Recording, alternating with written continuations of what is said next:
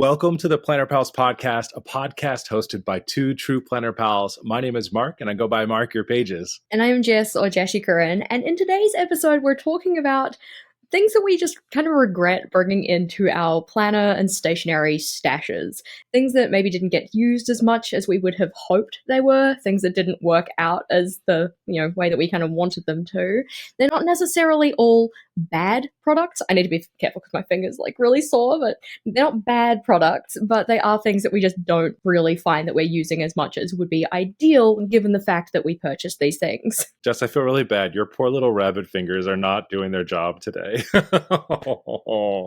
It's so sad. Yeah, no, I had a run-in with a knife in a not so fun way. So, oh well. I'm just thankful you didn't share the photo with me because that would have not ended up well. Gosh, I wasn't doing well. I was kind of alrighty, oh, it's fine, it's all good, nothing's happening, and then it starts to, build the blood, and you're like, nope, need to sit down, deep breathing, kind of thing. So yeah, don't need to show anybody on the internet that. We've just got our friendly little guy here. His name is JT, which stands for just the tip. Risque. Very. I was going to say, well, maybe JT can make a few appearances when we give you close-ups of the things that we're talking about today that didn't quite work out. And thanks for giving that little preface to the conversation here today, because I had a really hard time because a lot of these things I really love.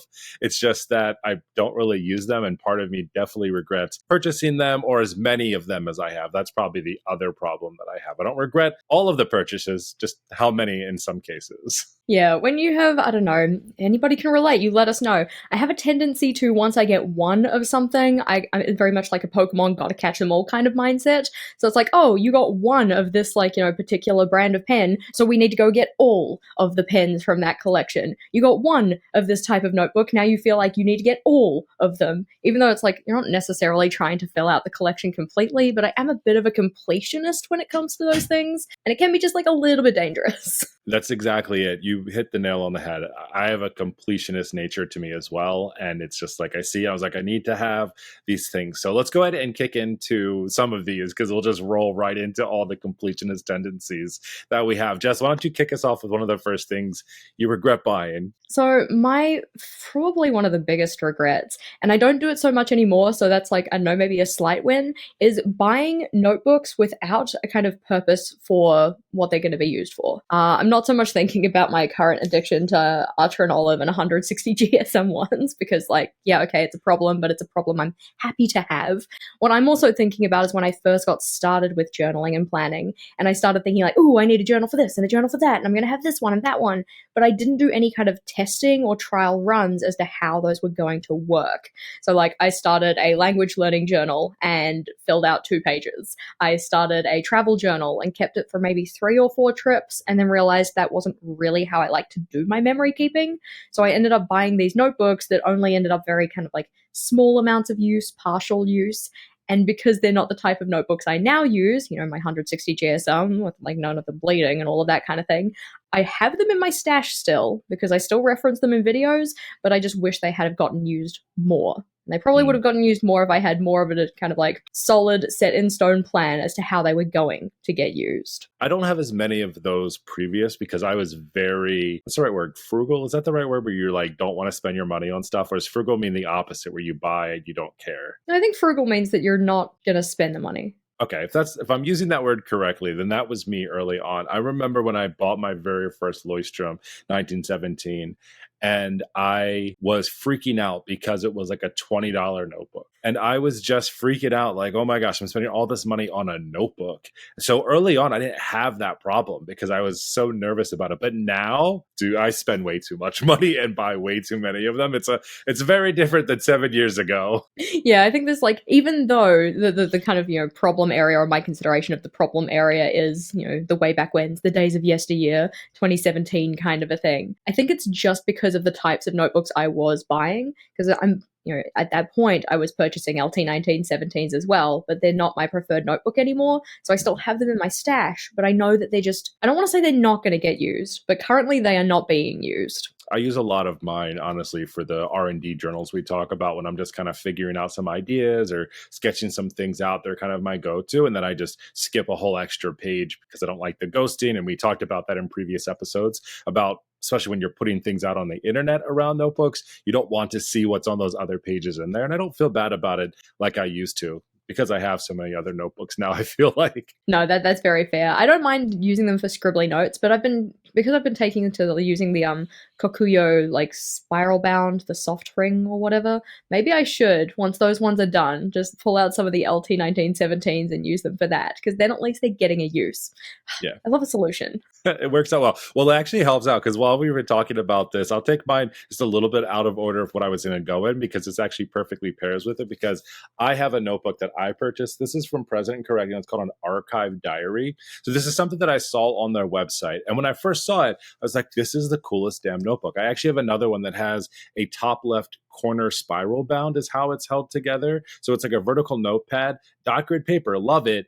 But it's just not something I would normally use. And this one was just like one big calendar. Like there's no real purpose behind it, honestly. And as we were talking, I was like, oh, you know what I could do with something like this? Like maybe I could use this for my advent calendar for the ink one that I bought, because that'll be a full month of it. But then I'll still have a notebook that has, I don't even know how many other pages inside of here blank until I think of another idea for it.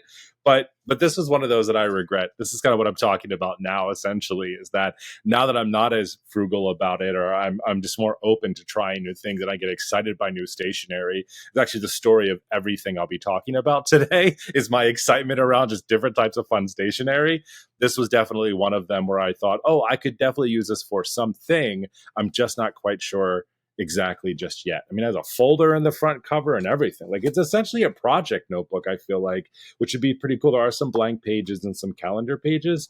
I just really have no idea like what I would actually do with it. So this is one of my regrets. Again, love President Correct. I love their different type of like cool old school notebooks. Just kind of regret buying it because I have two of them because I couldn't just buy one and they just sit on my shelf and look pretty. Oh, dude, and that's how it gets you, right? Like you're just like, oh, I'm sure I could find a use for it. I could find something to use for this, like because it's nice or because it's interesting or whatever. And then you bring it into your stash, and then you never really get around to finding a use for it or figuring out what specifically it will be used for. It's like, cool.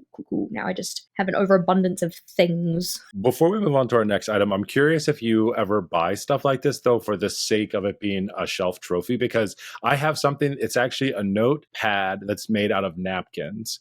And I've had it for over 15 years because the whole idea in the design space and anywhere really, right? You're writing notes on napkins. Ideas come to you anywhere. So I bought it for myself, and I really honestly bought it just to sit on my shelf. And it does sit on my shelf, and it has been clearly displayed in the plastic packaging for all of this time. I will never use it to write on. It's dumb to do that. But have you ever bought any like notebooks or any kind of stuff, or stationery even, where you strictly buy it just because you know it's going to sit on your shelf? Despite calling them shelf trophies, usually when I purchase a notebook, the intention is not just to have it sit on the shelf. Like they get displayed, they get put on the shelf so that they can look nice, look pretty, makes my office feel like a special place to be in, but I know I'm going to use them at some point. It might just take me a while. I have been finding more recently that with like the full cover notebooks in particular, the ones that are absolutely gorgeous, those ones have been the ones I've been kind of like leaning towards in terms of picking them up for my everyday journal use. So like for instance, my everyday journal for this year, like both of them, because there were two. The first one was a full cover design. It was like the foliage one with the square notebook. Oh my God, so beautiful. And then the second one was the Wanderlust. So it's like, yes, those ones, well, one of them at least, was displayed on the shelf and was kind of like a shelf trophy, but it was then very promptly used for an actual notebook that I was using on a daily basis. So although they are kind of like looking pretty, lined up, looking nice, and I'm not necessarily buying them for the intention for them to be there, but I know that that's where they're going to be stored until I use them, if that kind of makes sense. Totally makes sense. I've been doing that with like behind me, trying to find notebooks and the covers and things like that I like that make it look interesting back there. Of course, a lot of the Halloween ones that are behind me look so cool. And especially like Archer and Olive and other brands that have started to add more decoration and like really focus on their packaging. It just looks so cool. I love putting them back there now. So it's definitely like a select curated notebook list of things that are back there. I will eventually use them. I know that I have them. I have cataloged them. It's just they look kind of cool for right now, and that's where they will be stored because I'm actually running out of space for the other one. Yeah, fair. I was thinking about it, and I think there's probably one that is a shelf trophy. Like, I know that I'm most likely not going to use it, but when I purchased it, the intention wasn't for it to be a shelf trophy. When I purchased it, I was actually planning on making it my reading journal because I thought, the reading journal you're probably going to keep for a while because you don't read very much. It'll take a while to fill up and stuff, and it would be nice to have something that looked pretty and looked special. And then the notebook arrived, and I swear, like, talking about planner regrets, I don't necessarily regret buying it because I wouldn't have known if I didn't buy it. But the notebook from the Quirky Cup Collective is the one of the biggest disappointments in a notebook I have ever had. And that's not to say it's a bad notebook, all right? It might be for you, it might be the kind of thing that you vibe with, but there are just certain features in that notebook that do not work for me. For instance, it has like the sharp edges rather than rounded edges. I didn't know that about myself until I got the notebook in my hands. It was like, oh, this feels very aggressive.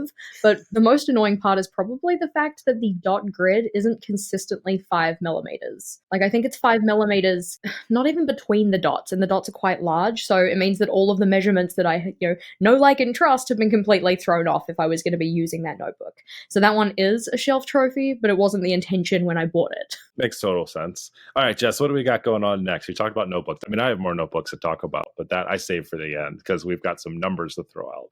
What's your next item that you absolutely regret purchasing? Alrighty, stepping away from notebooks, I think that one would be any kind of glue tape roller that just was ineffective. And it's one of those things that you don't necessarily know until you open up the packaging and then you try and use it and the tape is busted or it doesn't lay down nicely or anything like that. But life is too short to struggle through an ineffective glue tape roller. Oh my gosh, like the entire purpose of buying the glue tape roller is for convenience and quickness, and it just makes setups easier. So if it doesn't roll nicely, or if the glue doesn't actually lay down properly, or maybe the glue is like colored in a way that means that you can't really use it unless with like specific materials and stuff like that, ugh, the worst. And this isn't even necessarily like cheap glue tape rollers, because oftentimes the ones that are like, cost effective, the ones you get on like Stationery Pal and whatever, they're actually really handy. They're usually like smaller and then travel size, and you can take them with you and stick in pieces of ephemera into your journal and like whatever.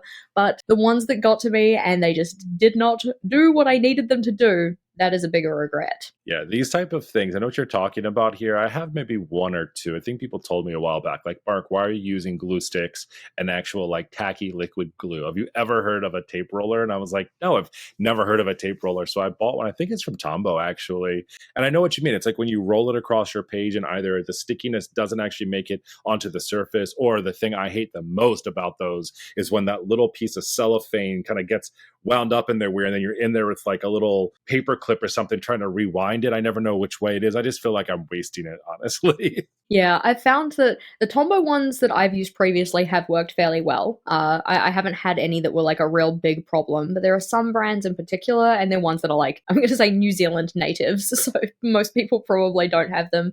I think it's called like Unity or something like that, where the I and Y are switched. I don't know.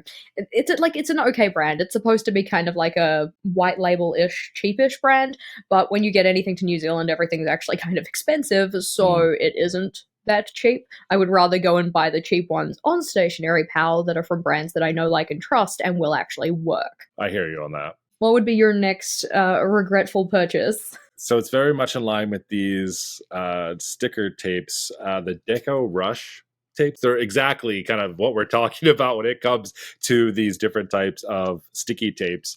It's just, I love them because they're very similar, except they have a pattern on them. Instead of it being clear with the double stick tape, it just has a little pattern on it. So this one's like a house, and this one is a book. And for whatever reason in my head, and I have literally probably 8 to 10 of them now, and they sit on my desk, I rarely ever use them. And they just sit here, and I think, oh, like, this is a little light bulb one. And I'm like, oh, anytime I have a good idea, I'm going to take this out and I'm going to put it into my notebook. But the thing that I'm coming up with more and more, and we talked about this in our previous episode as well, is I'm just not the type of planner that is actively planning, adding things to my journal while I'm writing inside of it. I am a person who sets up my journal, uses my stationery and stickers and stuff like this in like a setup, but I rarely will pick up a stamp or pick up one of these Deco Rush tapes and add it to my journal as I'm doing other things. I don't know why I'm like that. I'm just not. And so I think for that reason, it becomes really difficult for me to remember to use them. I literally sit them right in front of my face as I'm working with the intention to grab them and use them so I can be useful about it. So I think it's more about the lines that I bought too many of them, thinking like, oh, I like the way this little icon looks, I'm going to use that. I should have just maybe bought one or two and just used them until they were gone. But again, like, I need boxes for when I'm dealing with packages and I need a little coffee cup when I'm feeling like I want some coffee, or write a little coffee theme, or, a light bulb when I have an idea. So I need all the different icons, but I just also don't need this many deco rush tapes. I think that's a really good point about like, considering how you are as a planner, how your kind of like style is, I suppose. Are you the kind of person who sets everything up at once, does all of the decorative elements and all of that at the start of the week or start of the month or whatever, and then for the rest of your time in those layouts, you're just filling things in with your regular everyday pen, everyday writing, that kind of stuff? Or are you the kind of person who likes to do those little bits of decoration as you go? Because those kind of things are going to have some kind of sway over which pieces of stationery you're more likely to use. I think that's a cool consideration. Yeah, it's the same thing with a lot of my stamps and stuff like that. Like I have a large collection of stamps, both woodblock stamps and clear stamps. I have the little letters, I have little icons. I have it all. It's just to think about while I'm planning or doing something, be like, oh, let me grab this little tiny stamp. Oh, because I thought of X, Y, or Z and put it on the page to do that. I feel that's more along the lines of like the traveler notebook type individuals that use stuff like that, or maybe use it for memory keeping or kind of doing these daily long form type things. Like it's almost like you're creating like a visual diary of your day. I think that maybe if I did stuff like that with like ephemera and stuff like that we were just talking about, maybe it would make more sense. But right now it's just like I have to remember to use it while I'm setting up my notebook or my page or my weekly. Otherwise they're just sitting there. What, talking about ephemera, I didn't even write this on my list because I didn't think of it. Do you know how hard it was to actually think of things I regret buying? Because I'm usually quite mindful with my purchases. I don't bring things into my stash in my space unless I think I'm going to use them, but we still have a list to go through. But ephemera is definitely one that I feel like regret is too strong a word, but I just know it's going to take me such a long time to use some of those pieces up, especially when doing like my reading journal setups and stuff for like this year and last year.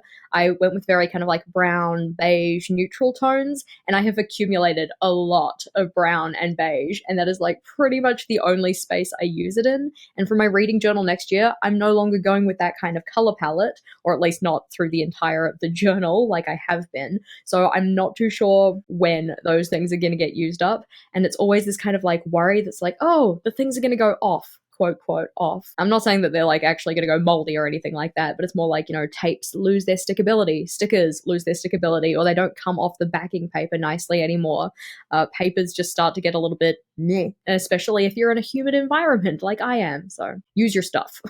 You make a good point. A lot of the stuff I have like that too, I've collected. I'm a really big fan of Eric Small Things. I think she's probably hands down one of my favorite creators out there. And I have so much of her stuff. I actually had to hold myself back from putting too much of that in here because it would have looked like a hate fest, when in fact, I love her and her designs so much, because every single time I see something of hers, I just, it's in my body and brain. I have to get it. Like I literally was just on Cute Things from Japan's website the other day because she just released more stuff, and I put it all in my cart, and I was like, do you really need this, Mark? Or are you just like a fanatic about it? But I do have the same thing, these little paper pull-off pieces. It's ephemera essentially, and it's like little tiny note cards that I was like, oh yeah, like I'll use that, I'll paste that into my bullet journal or whatever. But it's just so much because again, I couldn't just buy the one pack. There was two different colors with two different designs on them, and I felt like I had to have it. And so those sit inside of literally a box of ephemera that I've organized for myself that I rarely ever go into. So it's just, I have to remind myself constantly, just use it more. But again, I have to think about it as to fit kind of the theme I'm going for that week, or honestly, just something I've chosen and say like, okay, this is what we're doing this week. So it gets a little difficult. Yeah, it's kind of hard. Like, do you want to follow kind of like your current joy, the current vibes that you're going with? Or is it like okay, I'm going to intentionally use my stash and go and use these items that I collected at a different time with a different vibe? I think that's also with Archer and Olive for their Halloween collection stuff. I do that every single year. I was like, I need this right now in my life. Absolutely. And then you get it and you're like, yeah. And then Halloween's over. And unless you have a certain type of notebook or a theme or something you're going with that you can still keep that kind of spooky Halloween kind of dark vibe with, a lot of that doesn't get used again. And especially with the notebooks, I'm just like, oh, I want that blood moon, that red blood moon notebook, right? I have to have it. And I get it. I love it. But like, when am I going to use that next? I'm just like, well, will that be my next bullet journal? But I had all these other ones lined up. But then it's going to feel weird if it's like January and I'm pulling out a blood moon notebook or stickers or something to work with their washi tape. So it does get a little difficult with that too, because you're just like in the moment you need it, or it's kind of your theme or your vibe, like you said, but then it's a passing thing because now a new shiny thing has come into my life. Yeah, you just need to have like a full year of like spooktacular everything. Just do a running theme of like every Halloween-esque item I've ever had ever. Because I think about that in terms of Christmas tapes, because I do have a fair few Christmas tapes. I also have a lot of Halloween tapes, but those ones don't seem to bother me as much. I'm like, yeah, I could pull out a Halloween tape in April and just be like, vibes, why not? But I don't really want to pull out anything with a Santa hat on it. So what would be your next purchasing regret? So it's the only thing that I included that does have Eric Small things on it. So I think my biggest regret, I love it, but it's a regret, is the year day by day calendar from Eric Small Things. It's a cute little one that sits on my desk. I'm almost done with it. I don't know if you're on YouTube, you can see it. You can actually see the staples coming out from it now because we're so close. But the problem with this is that I did use it. So I'm not going to say that. I cannot throw away all of them. So I literally have an envelope filled with 11 months of each of the individual pages because, Jess, I'm going to cut them out somehow. I'm going to punch them out somehow, and I will use these inside of my bullet journal. I cannot throw them away. And therefore, this is like a regret because it has caused me to hoard even more stuff that I may not even use. Again, it's like ephemera again. I have ideas. I've done a few spreads with them. I've run them through my Sizzix little die cutter. I've pasted them into my stuff. But like, did I need this? Especially when I have a calendar on my watch, on my computer, in my bullet journal. You know what I'm saying? So it's a regret just because it's caused more collection, not because I don't absolutely love Eric Small Things. No, I'm literally that way inclined as well. Like, at least it's something cute. At least there's like some kind of design element to it. My current stash is just like every tiny offcut of paper from any time I make stickers for my journal, because I print out little book covers for my reading journal and whatever, and there's always a little bit of extra space left over. But because the paper cost money, like the sticker paper, I'm like, no, we must save every offcut of this sticker paper. I'm like, why? I don't make this many mistakes in my journal. Like, I make mistakes, but not this many. Not this many mistakes. I don't need quite as much. So I'm so proud of myself, and it's taken me a lot, and I still kind of trip up sometimes, but I have started putting them in the bin. Thank you. Yes, crown it. I deserve an award. That's really, I mean, it's definitely hit that point. I used to do it with like all the wrapping papers and little like ribbons and stuff that I used to get from different people that would send it. And I did get to the point where the only thing I save is Eric Small Things. Like, I can't help it. Cute Thing from Japan wraps all of their stuff in Eric Small Things wrapping paper. And I'm such an obsessed fan that I can't throw away the literal packaging tissue of a thing because it has it on it, because I'm like, I'll use that for something. I was literally the same. I can't remember, it must have been like notebook therapy or something, because I don't know if it's them, so at me if I'm wrong, but they wrapped their notebook in vellum instead of just regular paper, so I kept that vellum piece for the longest time. Finally threw it out. But it's this kind of thing, right? Like, we keep these things because we're like, oh, we feel guilty throwing them away, or like it's cute and I want to use it at some point or whatever and stuff. If you actually got rid of it, and it's not just you, like if one actually got rid of it, you would feel a little bit of regret maybe for the first 5 minutes, like, oh, it was cute, I totally could have figured something out for it. But in 5 days' time, you won't even remember. And if you do, it won't feel as painful. It's only painful in the here and now. So, like, we can get rid of the things. I think that the part that makes it really hard for me is when you want to get rid of something, or like, you don't necessarily want to get rid of it, but you feel like you should. But you want to get rid of something that feels like it still has very good value. It's like I paid a lot of money for this, I could still sell it, like it's not used or anything like this. And oftentimes in those cases, I make what's called very fondly called my fuck it bucket. And that effectively just gets all of the stationery items that are either so lightly used that I wouldn't mind giving it to somebody else, or they're like not even touched at all. And next time my friends come over, I go like, hey guys, do you want anything from the stash? Like, you can have any of these tapes. It's like going to the dentist office where you get to pick out like a sticker or a toothbrush when you're done. Go to Jess's house and you get to pick from her stationery box. That actually sounds like a really good way to invite people over. Yeah, especially because, with the amount of stuff that I get sent to like, look at or like review or anything like that, there are some elements that just aren't for me. And those ones I'm usually kind of okay with parting with, getting rid of them from my stash. But because they're still good quality items, I'm not just going to throw them in the bin or anything like that. So the next time the friends come over, I'm like, hey, do you guys want this cat washi tape? Do you guys want these florals that don't really go with my journal? Anything like that. Usually I can get rid of a good portion of them just from my friends, but if it doesn't vibe with them, then I literally just go onto like my Facebook community group or whatever for our like local community and say, "Hey, does anybody have kids that like really want to get into crafting because I've got like a bucket load of stuff for them." There's a guy in my comments on YouTube with one of the recent subscription boxes, and we had this really funny interaction where he said, Archer and Olive isn't necessarily always for me. And I talk about this too. He's like, but the best thing is that anytime I don't like it, I just take it to work. And all of the people that I work with go crazy over the free stationery. He's like, it makes me look like a hero. I'm giving out all this free stuff when really it's just the stuff that I didn't want or didn't fit my vibe from the box that I got. And I was like, I can so align with you on this because I do it all of the time. I'll just come into work and be like, who wants stickers and washi tapes? And everyone's like, oh, this is so cool. And they're like, Mark, why are all the markers only pink and purple and like glitter? Like, why don't you have any other colors? I'm like, oh, because I will actually use all the other colors because I don't really use pink and purples,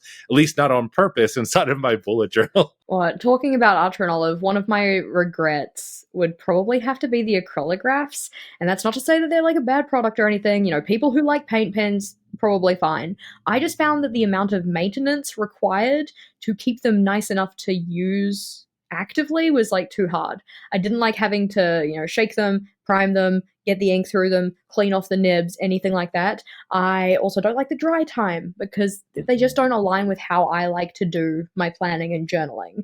It's one of those things like, making sure that we're buying supplies or acquiring supplies that actually fit our style, and those ones did not fit my style. The biggest regret though is because I am a completionist, it took me a really long time to come to the decision of like, we are not collecting any more of these. Like I had over $1,000 worth of acrylographs before I decided like, no, it's enough. I feel you on that a lot, especially the very early ones. I remember when they first started to come out, they were defective as all hell. I remember pushing it down and just like blobs of the ink or the paint, really, it's not ink, but coming out on my page and just looking at it and being like, well, shit. Like, what do I even do with this? I go back and forth with it so often. When I remember to open up my drawers, and I actually organized them recently by labeling all of them so I can quickly find the colors that I would actually use and do. I love using them because I'm just like, oh yeah, I forgot how much I really do like writing with these and using these different colors and layering them on top of each other. But it's rare that I do that for that same reason. It's super fun to shake them up, and then you're just like, oh my gosh, like I've been doing this for like 4 minutes now. Is this stuff going to come out? But then it's the same thing. That is the one item though, when we talked about this, and again, no disrespect to Archer and Olive at all on this. If that marker pen does not work or just is completely crap, I just throw it right away. I don't even try to bring it back to life or do anything. And I'm getting there with some of the collagraphs too, if I'm being honest with you, because some of the older ones have been getting that little crystallization stuff on it and just totally stops the pen from working. And I've just been chucking them because I'm just like, it's not worth it me doing like pen surgery to try to bring this back to life. It should just work. Exactly that. It should just work. I've been finding that like with certain pens, I will, do the surgery as much as I can. My Tombos are ones that I'm like, no, I will like store you upside down. I will like try and flick the ink to the bottom of the barrel, like anything like that. Preserve you for just a little bit longer. But other pens, it's like you skipped slightly when I tried to write something. Excommunicado. Goodbye. You're dead. Dunzo. I feel you. I think that one of the hard things with the acrylographs as well is that along with just, that kind of completionist mentality and it's like, oh, got to get every set kind of a thing, which when you live at the ass end of the world does become very expensive. But because I had as many of them as I had, I went through kind of like a few iterations of trying to store them because, you had to store them horizontally so that you didn't get that separation. And then, that 4 minute of shake turns into 40 minutes of shake or like whatever. But I found that to store them initially, I went and bought a set of Muji drawers, those little acrylic ones, which are also a purchasing regret because now, as I don't have acrylographs anymore, they're too shallow to store legit anything else I own.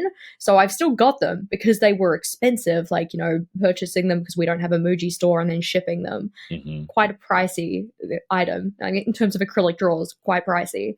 But now I don't have anything to actually put in them, but I feel guilty giving them away. So like I've tried to pull the drawers out and use the drawers upside down as like kind of, I don't know, shelf organizers and stuff like that, but then they're too deep for that, but then they're too shallow to store any pens appropriately.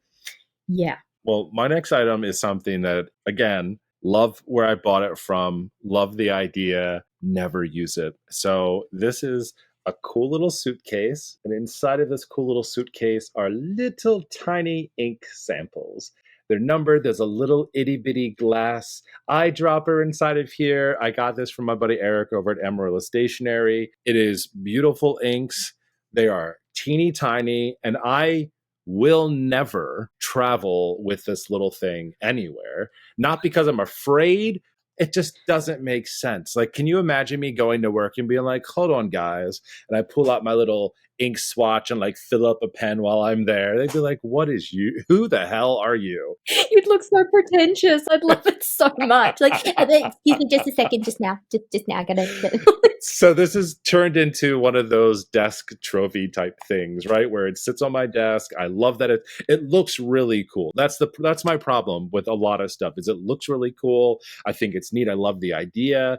But like at this point right now, like I just need to just use this ink that's inside of here so I can feel like I really got my money's worth. And that way it can just be out on the table and it's not like there's just lost ink sitting inside of here. So it's a regret to a certain extent. Again, from a collector's item standpoint, I love it. I think it's awesome. But from a usefulness, like actually ever going to probably use this in a real world scenario, no. I think that's the hard thing with the little bottles of ink as well, because obviously when you gave me my fountain pen, you also gave me some ink. Very, very appreciative of that. But I don't have ink storage, so they're just sitting like little vials in an upturned lid from an Archer and Olive box, just kind of like sitting there, like by themselves. Just so now that's the other thing too. I was actually gonna put ink samples on my list. I love how like simpatico we're becoming now with the way that we're thinking. It's hilarious. Let me grab it real quick to show you because again, more desk trophy things. So someone told me to buy. It's a shotgun shell casing, right? And it fits sample bottles in it very nicely. So Nice. I've been storing them in here now too because I'm running out of sample space because I actually have a sample holder that I actually bought from like Goulet pens that perfectly fits them in there. It's like a little science tray essentially. So I have that. I also just bought another one recently when I was at a pen show. And then this was my most recent purchase to start filling up. But I thought, oh, that's kind of cool. Then I have about 6 of them sitting over here because I just did some stuff with Ferris Wheel Press recently. And again, I will use them. I'm getting to the point now where they actually really work well for like the Tom Studio pens, or Ferris Wheel Press has a similar thing with like the reusable fine liners and brush pens where you stick the little reservoir in the ink and it sucks it up. This works out great for that because you can easily just stick it in there and it sucks the ink up and you're like, okay, this sample is done. Next, figure those things out.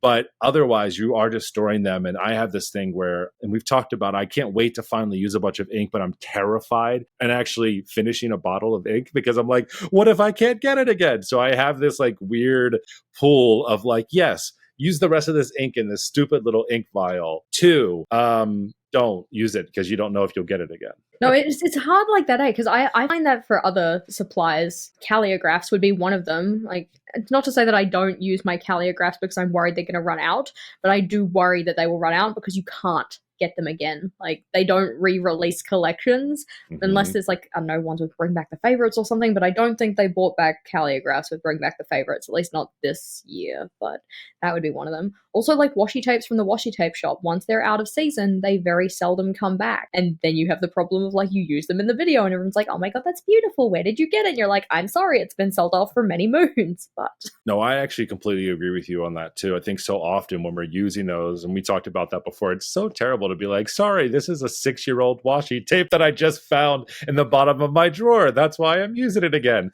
You can't get it anymore. You're just like, oh crap.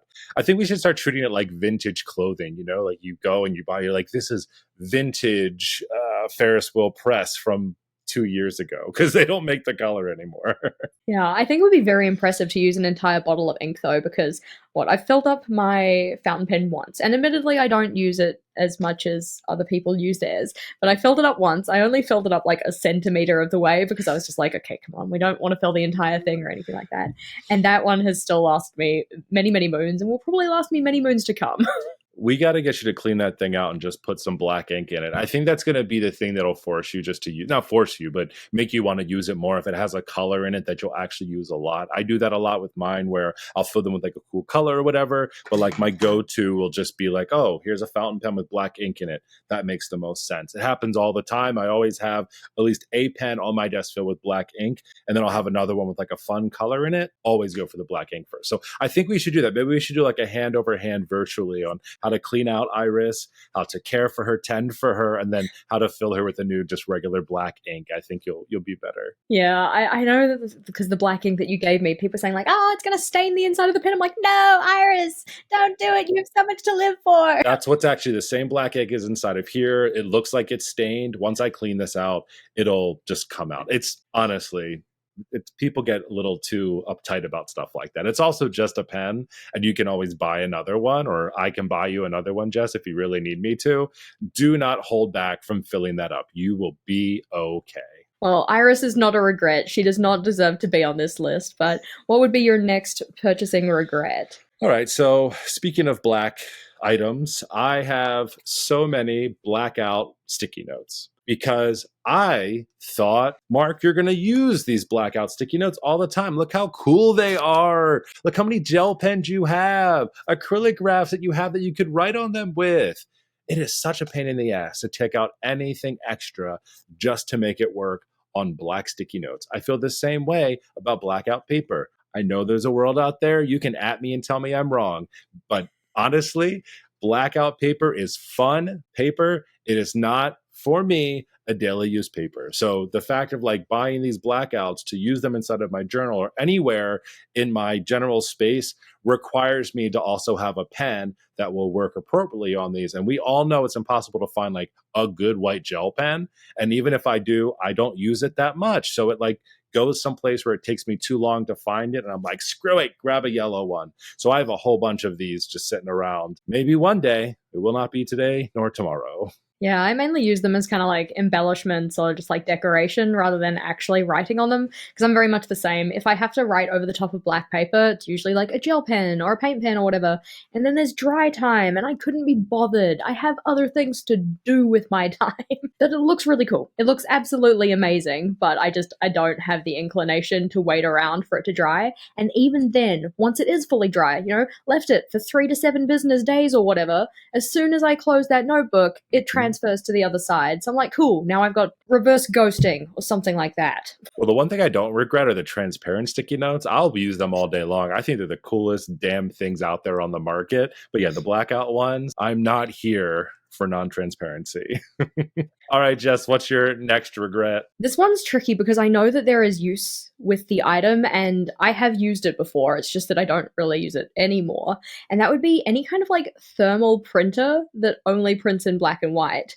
Because oftentimes if I want to print something in black and white, like I'll just use my regular printer. I don't need a travel printer. These thermal printers are usually kind of travel size. They do print on sticker paper, which is kind of nice. You can just stick it into your journal. But now that I have the required skills to be able to print on the larger sheets of sticker paper on my home printer and get usually a better quality of print and also the ability to print in color, I just do not use the thermal printer anymore. So for some people, like, if you don't have an at-home printer or if you're on the go or whatever, then they can be quite useful. But because they are also thermal, then they run the risk of like, I don't know, your journal gets overheated and now your image is kind of warped or anything like that. I never really found that to be an issue. But then again, I don't usually leave my journal in the oven, so it's usually fine. It's funny that you mentioned that. That's how people talk about those friction pens. I always call them frictions, but the friction ones where people are like, these are so great because they erase, but then people use them in like different types of journals and they're like, oh, I left my journal in the car and it got too hot and my writing went away and I had to stick my journal inside of the freezer to try to get it back. And I was like, that's not worth it to me. I don't care. But then at the same time, I feel like it is a very rare thing that it ever would get that hot or you would leave your journal in the car where that that would happen. But I just always think about that scenario where I was just like, no, like Rocketbook, because the whole idea there is that you use them and then you take a picture of them with the app and then you erase it. And there's only like a handful of pages inside of there. That's where I hear it the most, that people use the Rocketbooks and then they do the same thing and they stick it in the freezer, Jess. Like, that seems silly to put a book in a freezer because you accidentally lost your writing. So not worth it for me. I don't need to erase my pens that badly. I don't know, putting it in the freezer just reminds me of those people who like try and freeze their credit cards in ice, which I mean, like with the rise of online shopping probably doesn't really work as much anymore, but not at all. Yeah, I think that the thermal printer, that would probably be one. Like, I know that you can get, different types of paper that it can stick on, so you can do different colors and everything like that, but I just don't get as much use out of mine anymore. I'm probably going to give mine away. I've always wanted one, to be honest with you, because I see so many do them, but I know that those thermal printer companies also reach out to a lot of creators too to try to get them to do it. And a few have reached out to me. It's just that the offer is just not something that I'm interested in, or they're asking for like ridiculous amount of deliverables for nothing, essentially, for like a $50 printer. I was like, if I really wanted you that bad, I would just buy it myself. So that's one of those things where like I could have had one, just not selling myself to the thermal paper devil to get it. Yeah, it is a bit like that. I like, if I wanted it enough, I'd get it myself.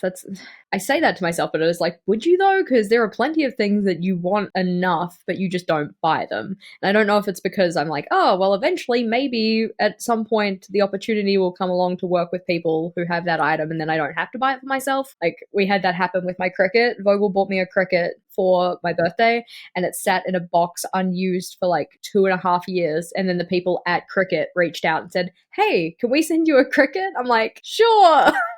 Vogel was not very impressed. So now you have 2 Cricuts? No, I ended up selling the one that he got me because it was like the model down, because it had been like 2.5 years at that point, and just got like the disapproving, like, you're like, but technically we saved money. Yeah, I was like, we made it back, kinda. I was like, yeah, not a great consolation prize. I did feel a little guilty about that, but I have at least used this Cricut 4 times, which I think counts. Well worth it. Well worth it. Yeah, that's great. Let's not do the math on how much that is per cut. Alrighty, Mark, what would be your next regrettable purchase? The only fountain pen that I have ever regretted buying is this Right Trek one. And this is why. I saw all of my favorite pen friends talking about this. It's a very inexpensive, retractable pen. And the reason I regret it, and if you're on YouTube, you'll see this. If not, I will describe it. When you push it up, there's the drawer, essentially, that allows the nib to come out, is on the right side of the pen. I am a left-handed person. It literally blocks me from seeing what I'm writing as I'm writing it, because it's that big. So I have other retractable pens, but the thing is that little door that opens up to release and kind of seal it in is on the inside of the pen. So you never ever see that thing. You only see the nib coming out. So this is a regret, because while it wasn't expensive, it is just, I don't use it, honestly, because I can't see what I'm writing. I have to literally like lay on top of my notebook to like peek on the other side to make sure I'm actually writing what I'm writing. So it is one of those things. It's here, it's inexpensive. It does sit on my desk as something to grab sometimes if I need to, but I usually don't go for this because it literally impedes me from seeing what I'm writing. The other really funny thing about this, and it's more about now the comedy of it, when I bought this pen, it literally says retractable fountain pen and warning, do not put your finger on the nib cover to prevent stabbing. It's on the pen. It was on the outside of the packaging, on the inside of the packaging, and on every single ink cartridge that came as well. It's basically a death tool that they have to warn you against. And I am a firm believer in this, and I know this. I used to work for a power tool company. You only have to add some of those warnings if someone has injured themselves. So the fact that they had to put this over top of every article of this pen makes me feel like that happened a lot. I do love how many warnings there must have been, like, to actually, how many issues or incidents have happened, like 0 days without incident, new label on pen. Like, oh dear. How much ink poisoning did we provide this year? How many people wrote us back and left an Amazon review? 1 star. I mixed my ink and blood because of this pen, you know? My fingers are now green and it's all your pen's fault. All right, Jess, what's your next regret? So this one, like, I don't even know why I got it because it's not like I was going to use it anyways. I think it was, again, it's the marketing. That's how they get you. And everybody on the interwebs, on the YouTubes and the Instagrams was using it. I'm like, oh, it looks so cool. I must have one. Why? I don't paint, but it was a paintbrush cleaner. Very cool. Used it once, got rid of it. I want one. Wait, is it the one that has the reservoir on it and the Yeah. whole? I want one so bad for no reason at all. Don't get it. Don't get it. It's so unnecessary. It's a cool concept. If you're like the kind of person who paints a lot, then like maybe. But effectively, what it is that we have an upside down reservoir of water, which then attaches to a little channel, which has a little pool at the end. And the little pool has a plastic stopper that you can press a button, and then that stopper pulls down, and the ink or like paint water or whatever kind of like drains through. That's the general gist of it. The issue that I found is one, all of that water just gets stored in the bottom. So you have to go and empty it at a kind of like regular interval. Otherwise, it'll get really bloody manky. Two, because of the rubber stopper at the bottom of the little pool, that doesn't really clean very well unless you're quite aggressive with your brushes, because it only gives you a very small portion of water. If you have paint-filled paintbrush, then you're going to have to flush it quite a few times to get all of that paint out of there. But while you're doing that, you're literally just painting onto the little rubber stopper. So the little rubber stopper gets kind of manky quite quickly, unless you're, pre-cleaning your brush before you use the paintbrush cleaner, which feels like it kind of defeats the point. But the biggest issue is that I don't paint. Like, I don't. I never use paint. I don't like things that make my take too long in my journal. If I do paint, it's usually just gold watercolors, and it's very fine touches, so I don't even need to clean up my paintbrush because I'm not changing colors. So why I thought this was necessary to have in my stash, je ne sais pas. But I had it for at least a week before I got rid of it. Jess, it's so funny you say this item because I literally almost bought one last week because I've seen them for so long in so many ads. And I was like, Mark, you know that this would be great when you're doing your ink swatches and you could just like easily clean that off and not have to change the water so often in the little glass containers that I use.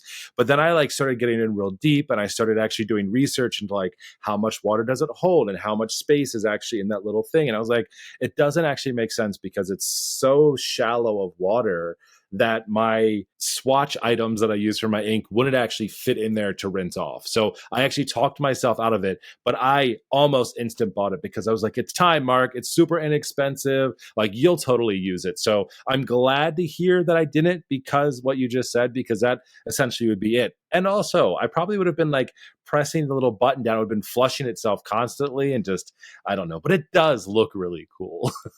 Yeah, I think the hard part also is that it comes in parts, so you have to like assemble it yourself. I'm like, this isn't IKEA. I didn't sign up for this. And it's like there's these tiny, tiny screws because to press the button down to release the little plastic pad thing or whatever, it is on a little spring system. So you kind of screw it into itself with the little spring. So when you push it down, it actually kind of like comes away. It's a cool concept. And I think that if you painted with very small paintbrushes, with very minimal amounts of paint, and it was really kind of just watercolor based and whatever, like maybe. But at the same time, I feel like a jar of water is going to be sufficient. Yeah, it's probably better in the long run, but it is cool to have a little flushable mechanism, though, in theory. I'm thinking, like, could you just make your own one at home, like with a little, like, hamster, like, water bottle feeder or something like that? But Yeah, you could probably get one of the, like the little dog bowls that like rinses itself out and like refreshes itself often. I'm sure that would do the same exact thing. But then again, you have some little like dog water bowl on your desk that you're like, well, when am I going to fill this up? And could I have just filled the container that the water was in instead of this whole thing and spilling it? It's probably just a disaster waiting to happen around here.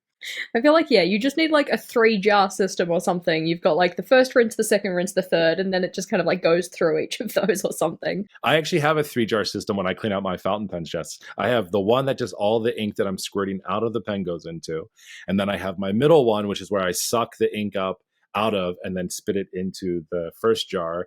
And that one gets a little dirty just because the ink is flowing. And then once it's clean, then I use my third jar for the cleaning water, and then it gets sat to dry. So there is a process to that. Now, why I don't mind doing that instead of those other things, I don't know. It's good to work with a tidy pen. It is. It's absolutely important to do that. What would be another one of your regrets, Mark? All right. So I went through this phase, Jess, where I felt like every pen that I had to be sitting on a holder. And so I actually did like a whole research project and I found a bunch. And the ones that I couldn't send back were these cute little crabs. And they are adorable and they are so cool. I never put pens on these. And these, again, have become a behind me shelf item because I cannot for the life of me throw them away. So I should just use them more. But the problem is like I have like really nice holders instead with like velvet on the inside and things like that. So when I'm like, do you sit your pen inside of a nice velvety thing or put it on a plastic crab? I always shoot for the nicer thing because I spent more money on it. Again, it's a silly little thing and they, maybe cost like $5 for two of them, but look at those. You can't throw away a little crab pen holder, Jess. Look how cute they are. No, one of my favorite memes is mess with the crabbo, you get the stabbo, and it's a crab holding a knife. So I'm like, you need to keep the crabs. Yeah, I'll start putting knives on them instead. Maybe that'll just do it more than the pens. I don't know. They're also not very sturdy, and like the little stabby claws also are not very thin. They need like a very little pen. Like I'd have to put like my little tiny like Lilliput, which is the smallest pen ever in the world. Like that would work. There we go. I found a new holder for my Lilliput. Done. Perfection. Beautiful. All right, Jess, what do you got? So another one that I'm gonna say that it's not necessarily a regret yet, but it might be if I don't put the time, effort, and energy into practice using it. And that would be the gyro cutter. It's effectively a craft knife where the head of the craft knife spins so that you can kind of, cut squiggles and circles and cut around things. It's supposed to be good for fussy cutting, but the blade is not. It's not to say the blade isn't sharp. Like, if I took my finger to it, it'd probably be an ouch. I'm not going to try it, but anyway. It's just compared to my regular craft knife, which has a very thin, very fine blade, it doesn't have anything close to that. And it's probably so that it actually does spin around and, you can do those kind of motions and whatnot. But I would like it to... Not to say I would like it to work better. I would like to be better able to use it so that I can do kind of like fussy cutting around PET tapes and stuff. Because a lot of the PET florals that I have from like the washi tape shop and stuff, they are individual florals that I have to go and fussy cut myself. And it would be nice to not have to do that. So it sounds like user error is the reason you regret it. Yeah, I don't have the skills. It's like when you buy a tool thinking like, this is going to change the game for me. This is going to be the thing that turns me into an artist. And then you get it and you're like, oh no, I'm just the same person with the same level of skills with a fancy tool. It's like your water brush cleaner, right? Literally, yeah. It's like aspirational purchases. Like, this will be the thing that turns me into a painter. I'm like, no, this turns you into a person who doesn't paint, who has a tool for painters. I see those gyro cutters. They do look very cool. And as much as I love collecting tools, that is the one thing where I just think to myself, you're not going to use it, Mark. Like, I am petrified to cut pages out of my journal. I have done it maybe twice in my entire life, and I've regretted it both of those times. So I don't think fussy cutting, which I've never heard of ever before in the entire world, I feel like that's just a Jesseism again. Oh, it's not. That one's not. I can't take credit for that. That is a planner thing. It's just I don't think you do it. But it's effectively just like going and cutting very close and around an item that is usually kind of a weird shape. I feel like that would be like a derogatory term you would call somebody, like, you fussy cutter. You're just a fussy cutter. That is actually probably, that's what I will call some people who are like very like uppity about their journals and stuff like that. Like, you're such a fussy cutter. That's fine. You can sit at my table because I am that person. All right, Jess. Well, my last thing I have on my list, this is going to cause maybe a little concern, and I'm sure plenty of people will reach out to me on this. I regret buying as many A5 notebooks from Archer and Olive as I have. And I know people, they might have audibly gasped when I say this, but the reason is, and maybe there's people that have more, I have 60 unused A5 bullet journals right now, just from Archer and Olive. That doesn't actually count the other brand. So it might be a handful more. That's just from Archer and Olive that I will likely not use, period. But, and this is where people start to reach out and say, Mark, but you can send those books to me. I'll use them. I can't, because they have vintage designs on them from Archer and Olive that will never be released ever again. And if for whatever reason I'm in the mood to use it, I won't be able to. Therefore, I also can't get rid of them. Oh, I mean, my stash is a little bigger than yours. I mean, mine's including any notebook. So like we have like bullet journal and maybe one other LT 1917 and a couple from Kumar Stationery and Crafts and like all these other places. But my current unused A5 total is 108. But I do use my A5s, so I'm not like too sad about it. Like I know that they're going to get used as like R&D notebooks or everyday journals or anything like that, so it doesn't really worry me. But you don't really use A5s very often. Not often. Every now and again, I'll say like, "Oh, I'm going to go back to a smaller size." I've been working in B5s or squares for as long as I have, but I think that I've become just a bigger notebook person. But it also is very lifestyle driven too. Being a remote worker now, I have the basically unlimited space for a B5 or a square notebook to be open in my space at all times versus when I was commuting and I was at like a shared desk space or in meetings with, 15 other people around you and this much arm room. I could only fit kind of an A5 inside of my space. So it's very much like time and place. So who knows? Maybe something will change in the future. Hopefully not where I have to go back into the office more than once a month. But if that happens, maybe I would go back to something like that. But it would be really difficult for me, I feel like, to do that. But I agree with you. Maybe it's just I have to let go of the fact of that, like, I won't be able to necessarily maybe use them for a bullet journal. I might change my mind, but maybe use them for R&D journals because I do like to get kind of stuff out in that space. So I might eventually, but then that's the problem is I will sometimes buy journals to be research and development journals. So then I'm just kind of offsetting myself further and further back from when I'm actually going to use them. No, that's fair. I do wish that earlier in my kind of journaling journey, I had tried other sizes because I am very much an A5 inclined person. I prefer working in an A5 for the most part. I do love the square. It's like kind of like if this is my A5 love, then my square love is like just underneath it, and then B5 is like way at the bottom. Goodbye. No. But the problem is just, I guess, when we started bullet journaling, which was right around the same time, I don't know that there were many square notebooks out there. I think, honestly, the only one that I ever maybe remember seeing was from Ferris Wheel Press. And those were way out of my price range early on. And I don't know that I would have necessarily liked it. I'm not sure. I haven't ever used a Ferris Wheel Press notebook. I've only used their inks and pens. But that was the only thing that I saw. But it was when I was on the Archer and Olive design team at the time, now considered the ambassador team, is when they started to roll those out. And I will never forget my first one. It was that moment, that aha moment when you just held it and I created in it. I was like, this is exactly what I want. This is the perfect space between an A5 and like a B5. This is glorious. This is heaven in an 8x8 inch surface. So I remember getting my first square notebook, and I think it was again from being on the ambassador team and them like sending you your welcome package or whatever. And I looked at them like, fuck am I supposed to do with this? now, now I love it. Now I love squares. But at the time I was just like, brother, All right, Jess, what's your final regret? I feel like this one is going to get me cancelled by at least some people. So, like, if this is your favorite supply, just know I don't think it's a bad product. I completely understand the merits of it, and I know why people like them as much as they do. But when I first started journaling, I mean, still, but when I first started journaling, everybody was using these. This was the thing. Like, you had to get your LT 1917, and you had to get this thing, and that was going to be like your combo for doing your journaling and whatnot. I'm nervous what you're about to say. I know that people like them, but I haven't used them all that much. The extent to which I got any kind of use out of them was when I was a teacher, and that was just because I felt guilty that I hadn't used them, so I tried to use them. Jess, what is it?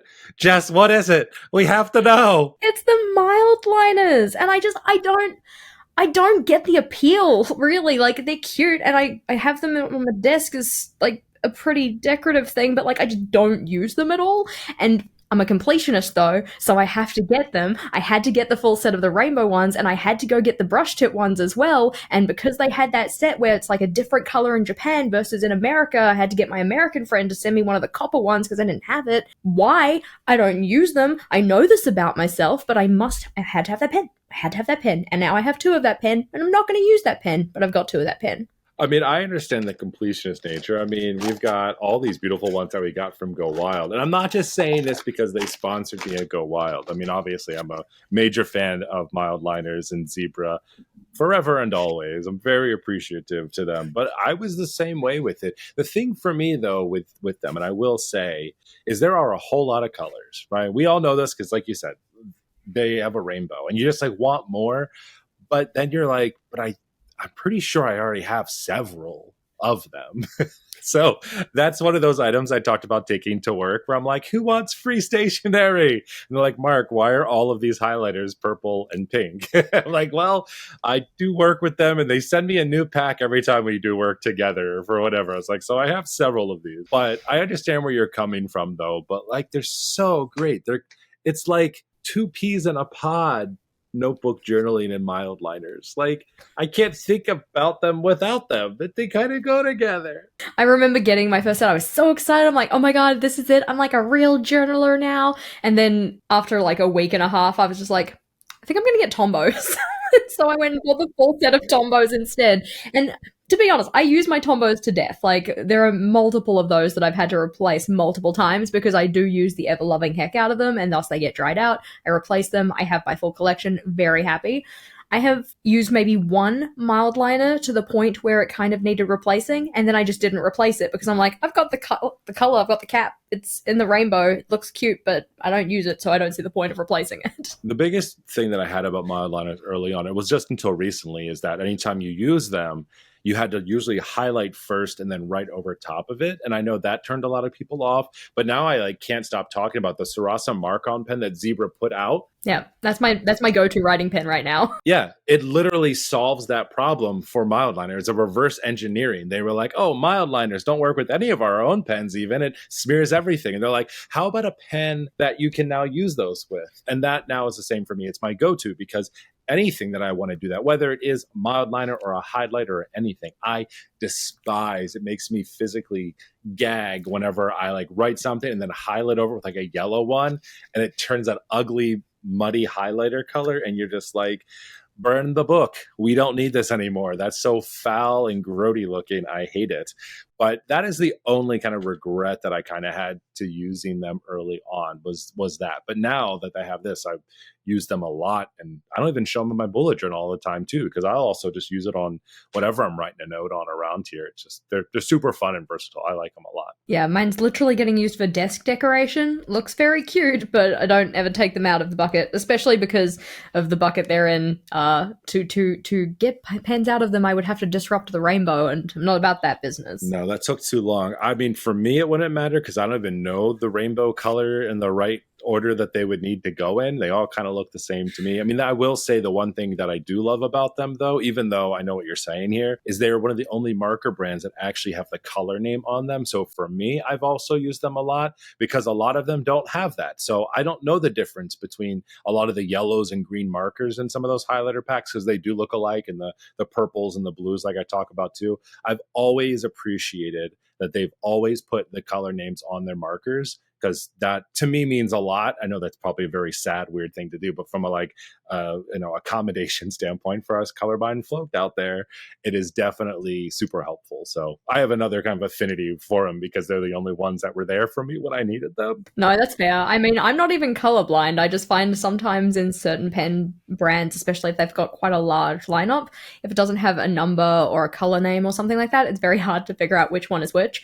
But I don't think you'd really be able to get away with using my ones because mine are Japanese. So unless your Japanese is good, yeah, they've got a name on it, but it's like Maerudo Brew kind of a thing. And you have to be able to read it. So So I've had the same thing with the Sarasa vintage ones. Those are also, I'm guessing, in Japanese or whatever. I actually use the Google app with the translate with the camera, and it scans and it'll tell me what color it is. And I will swatch, and I actually keep a swatch with them. And I've labeled my pens too as well, so I know what color they are because a lot of them do look alike. Like some of the vintage browns and reds kind of in that space look alike. But I literally will use that anytime. And then someone just told me about on Instagram the other day, I was talking about this. She said that her husband is colorblind as well, and he uses an app to identify colors. So it's just on his phone, and if he's ever not sure, he uses it. And I was like, this is genius. Because you know how often I've gone like shopping and I'll be like, hey, wife and kids, what do you think of this shirt? And they're like, so you wear purple now? I'm like, this is clearly blue. They're like, Dad, that is clearly very purple. And I'm like, okay. So I'm going to download this app and it's going to help me live my life to the fullest. No, that sounds like a really cool accessibility tool. But I enjoyed talking about this. It made me feel slightly less bad about the things that I've kind of bought into my stash that maybe I didn't really need to have there or whatnot. And has also got me like really motivated to do a declutter of my office to get rid of some of these things. Oh, not me at all. I'm gonna put these all right back in the same exact spot that I Yeah. pulled them from for this video because I could never, ever get rid of things, Jess. I don't know who you think you are. Definitely not a planner pal if you throw things away. That's for damn sure. And it's okay. If decluttering is your favorite sport like me, then it's fine. You can sit at my table. And if you like hoarding everything and never getting rid of anything, you can come. Well, no, you can't sit at my table. There's things on the seats and the table. You can stand around me. Sorry, that's actually the chair for my emotional support A5s. You're not allowed to sit there. They just hold that. Well, Planner Pals, we'd love to hear from you on the regrets that maybe you have. And again, those regrets don't have to be things that you don't love. As you heard over and over again, not just for the safety of cancel culture, but for the safety of just Planner Pals uniting all together. It can be things that you love, but maybe just aren't feeling as well. So if you're watching on YouTube or you're listening on a podcast, make sure to drop a comment and let us know what those regrets are. You can also email us, plannerpalspodcast@gmail.com. And you can also visit us over on Instagram at Planner Pals Podcast and drop a note and let us know what those regrets are. All right, Jess, what are we talking about next time? In our next episode, because we are getting to the end of the year, we're going to be doing an end of year Planner Pals wrap up, having a look through what our kind of like best topics and talking points were, the ones that resonated with you, the ones that were our personal favorites, and just having a think about maybe where is the Planner Pals going next year? What kind of things do we have to look forward to? And this episode's going to be fun too, because when it comes out, it will technically still be 2024 for me, but it'll be 2025 for you on the release date. So that's going to be even more cool about it. This is what's so cool about having friends across the world. I'm looking forward to it. Hopefully you are too, Planner Pals. But for today, thanks for watching.